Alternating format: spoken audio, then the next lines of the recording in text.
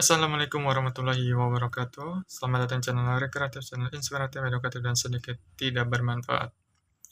Oke teman-teman, di tengah situasi dan kondisi yang tidak menentu saat ini, yang sangat-sangat sulit saat ini, banyak hal yang sudah terjadi di Indonesia. Iya, akibat perang gitu ya, perang di Timur Tengah antara Iran dan Israel dan Amerika Serikat. Dan kondisi ini juga memicu terkait perekonomian Indonesia. Lagi-lagi kita dihebohkan sebuah kabar yang dimana plastik yang sehari-hari kita selalu gunakan untuk packaging ataupun untuk kebutuhan sehari-hari itu mengalami kenaikan hingga 100%. Hal ini menjadi dilema apakah hal ini sebuah tantangan, hambatan bagi kita semua, bagi seluruh rakyat Indonesia. Apakah hal ini menjadi tantangan ataupun isyarat gitu ya bagi kita warga negara Indonesia untuk beralih ke packaging ataupun kemasan yang ramah lingkungan, entah itu dari karton, plastik, ataupun yang lainnya. Dan ini juga menjadi pendorong bagi kita semua untuk mencari alternatif pengganti gitu ya, agar kita tidak tergantung pada plastik yang sulit terurai dan tidak ramah lingkungan. Dan kita sebagai masyarakat Indonesia harus bisa menjaga lingkungan kita ataupun cinta tanah air agar lingkungan kita bebas dari sampah plastik yang sulit terurai dan mencemari lingkungan. Sudah banyak hal sudah terjadi gitu ya. Salah satunya Bantar Gebang sudah penuh di sana sampai-sampai memicu longsor dan mengakibatkan korban jiwa 6 atau 7 orang gitu yang meninggal dunia akibat longsor di Bantar Gebang. Dan ini juga menjadi cerminan bagi kita semua.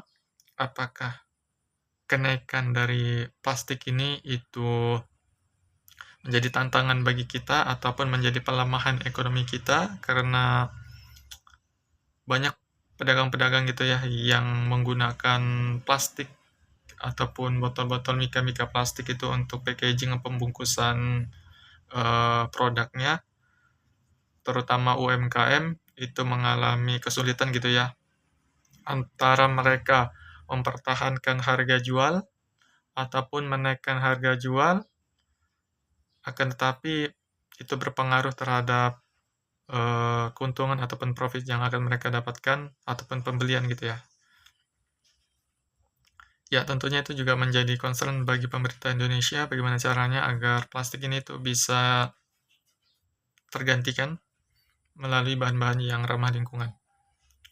Ya, tentunya apabila pedagang tersebut ingin membuat suatu keputusan gitu ya antara mempertahankan harga lama ataupun menaikkan harga atau membuat harga baru, itu tentunya akan berdampak terhadap penghasilan mereka ataupun penjualan mereka. Ya, tentunya apabila mereka harus mempertahankan harga lama di tengah situasi harga plastik yang terus meningkat, keuntungan mereka pasti akan sangat-sangat tipis, bahkan mereka terancam rugi. Dan ketika mereka ingin menaikkan harga, ya resikonya adalah jumlah pelanggan pasti tentunya akan berkurang dan menurun.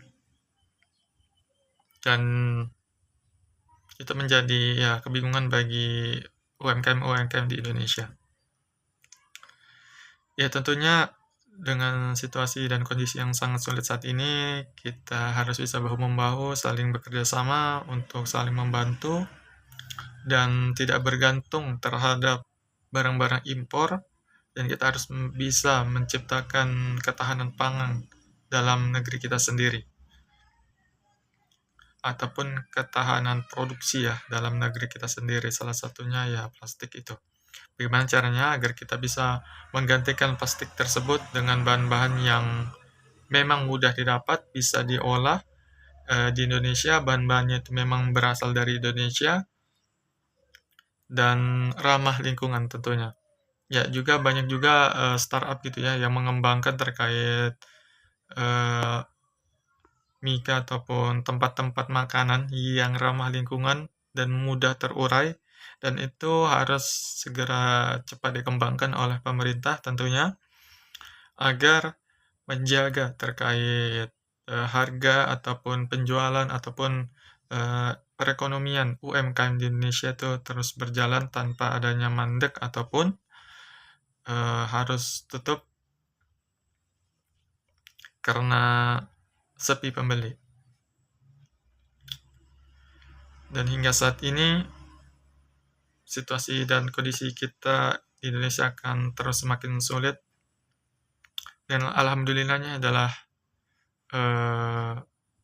kita jauh lebih baik dibandingkan negara-negara lain, yang di mana Indonesia hingga saat ini harga BBM itu yang subsidi ya, itu masih stabil, masih sama, tidak ada kenaikan, dan berbeda dengan negara-negara lain, itu mengalami kenaikan yang luar biasa, bahkan mereka kekurangan terkait BBM.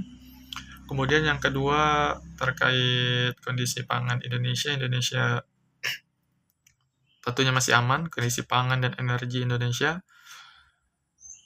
Ya, tentu sangat aneh apabila Indonesia kekurangan energi.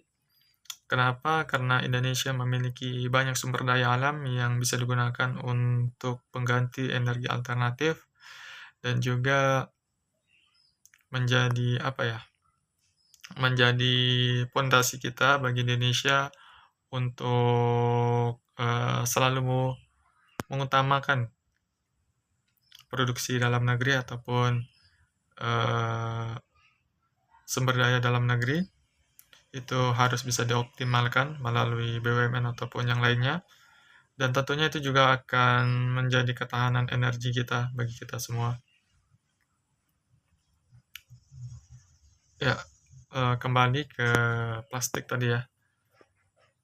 Di tengah hiruk-pikuk naiknya plastik ini, kita harus bisa memutar otak kembali ya, agar bisa menggunakan bahan-bahan yang bukan sekali pakai, akan tapi yang bisa dipakai berkali-kali. Contohnya seperti tumbler. Tapi ya masa ya, kalau kita misal ke warung itu membeli es cekek gitu kan, biasa kita cekek begini tuh pakai plastik yang bening itu. Mungkin ada terobosan lain, kita harus membawa tumbler sendiri gitu kan ke sana, dan dibikinkan esnya, nanti taruh tumbler kita. Ya, agak ribet sih memang, tapi ya itu merupakan contoh terbaik kita untuk mengurangi konsumsi plastik di Indonesia. Ya, kita tahu bahwa sampah plastik itu sangat sulit terurai, dan tentunya membutuhkan puluhan, ratusan tahun, bahkan ribuan tahun agar itu bisa terurai dan hancur dan menyatu dengan tanah, karena plastik ya memiliki bahan kimia gitu ya yang sangat-sangat sulit terurai. Dan salah satu bahan dalam pembuatan plastik itu adalah minyak bumi, sehingga membuat harga plastik itu naik karena Selat Hormuz masih ditutup dan hanya kapal-kapal tertentu saja yang boleh lewat.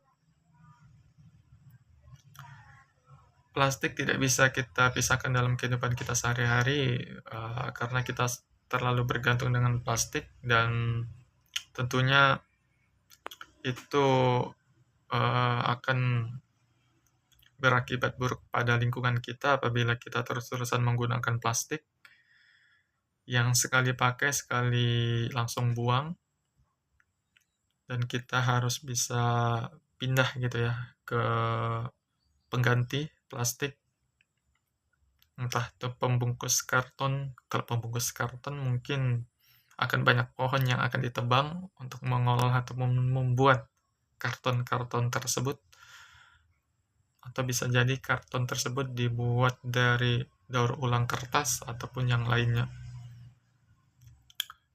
Padahal kita juga memiliki bambu gitu ya, banyak bambu itu juga bisa diolah menjadi karton ataupun kertas, yang menjadi salah satu solusi bagi kita semua terhadap packaging ataupun pembungkus makanan ataupun hal yang lainnya, karena bambu itu memiliki siklus yang sangat singkat dan cepat dalam pertumbuhannya, sehingga itu bisa dibudidayakan sebagai tanaman industri dan bisa diolah untuk membuat berbagai macam hal, salah satunya yaitu kertas karton ataupun furniture yang lainnya. Ya, dengan naiknya harga plastik ini, kita harus bisa berhemat dalam penggunaan plastik ataupun tempat-tempat sekali pakai, yang bisa mengganggu ataupun mencemari ataupun merusak lingkungan kita, kehidupan kita, alam kita.